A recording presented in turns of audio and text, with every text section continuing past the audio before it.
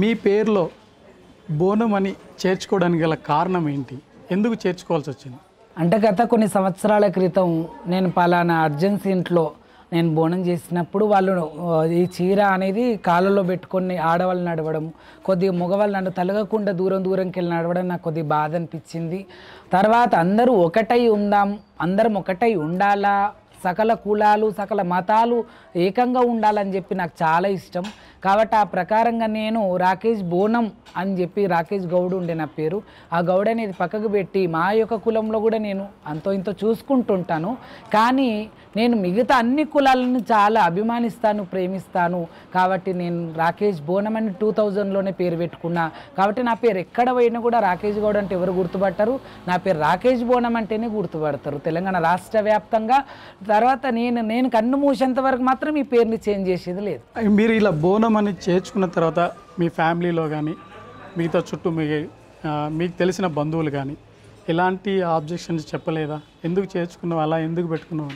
అంటే నేను కులాన్ని కానీ నేను పేరుని కానీ ఎటువంటి విమర్శించి నేను దూరం పెడతలేను కదా. నేను ఉండేది అదే కులంలో అదే దాంట్లో.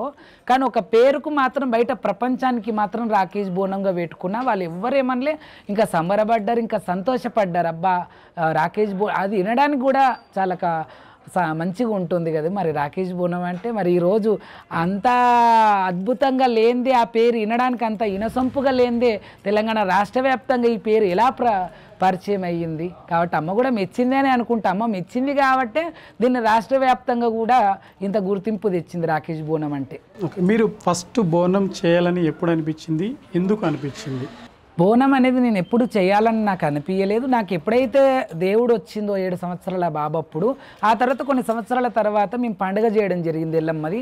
ఆ పండుగలోనే అగ్నిగుండం వేయడం, సదర్పటం వేయడం, తర్వాత ఒక శివశక్తి 7 యంత్రాల బోనం చేసి, మరి కొంతమంది అన్నారు నిజంగా నా అబద్ధమా, చదువుకోక ఇట్లా చేస్తున్నాడా, అంటే స్కూల్ పోకుండా ఇట్లా చేస్తున్నాడా, దోస్తులతో తిరగనీకి ఇట్లా పడిపోతున్నాడా, ఇవన్నీ నాటకాలు చేస్తున్నాడా, దేవుడు వచ్చినట్టు చేస్తున్నాడా, నిజం దేవుడైతే బోనం నిలుపుకోవాలా, నిజం గల్లా దేవుడైతే బోనం నిలుస్తుంది ఖచ్చితంగా, లేకపోతే ఎట్లా అవన్నీ నటన అని చెప్పేసి, అంటే ఏవైతే బోనం నిలవకపోతే ఇవన్నీ నటన, ఒక దేవుడే ఈ విధంగా పడగొడుతూ మా ఇంట్లో వాళ్ళకి తెలియాలి. ఎందుకంటే పూర్వకాలంలో పెద్ద మనుషులు ఊర్లో ఉన్నటువంటి దేవుణ్ణి అందరూ కూడా సిటీకి రాగానే పెద్ద వర్షానికి కూలిపోవడం జరిగింది.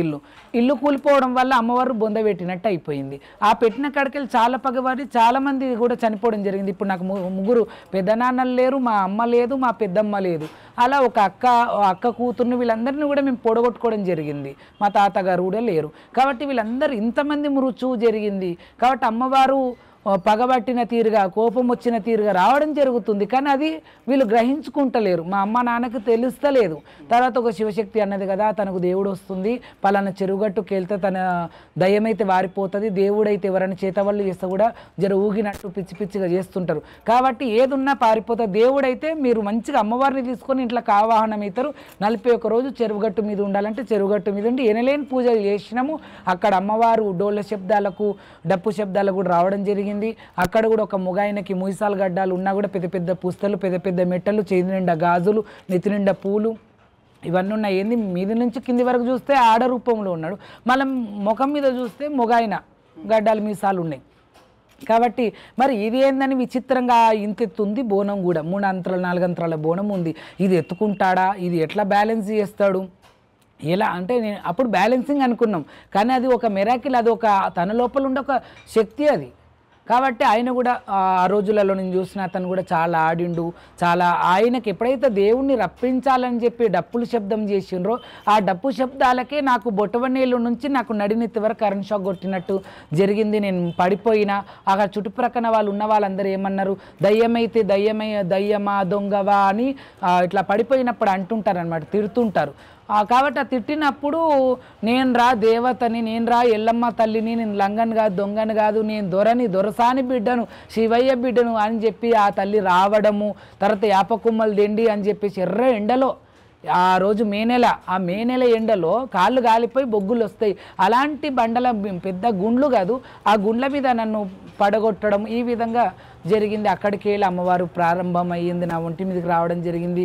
ఇంటిలోకి ఆ శివశక్తి ఏమైతే మాట అన్నదో ఆ శివశక్తి అన్న మాట ప్రకారమే మేము అమ్మవారిని ఇంట పెట్టుకొని ఇంటికి రావడం జరిగింది.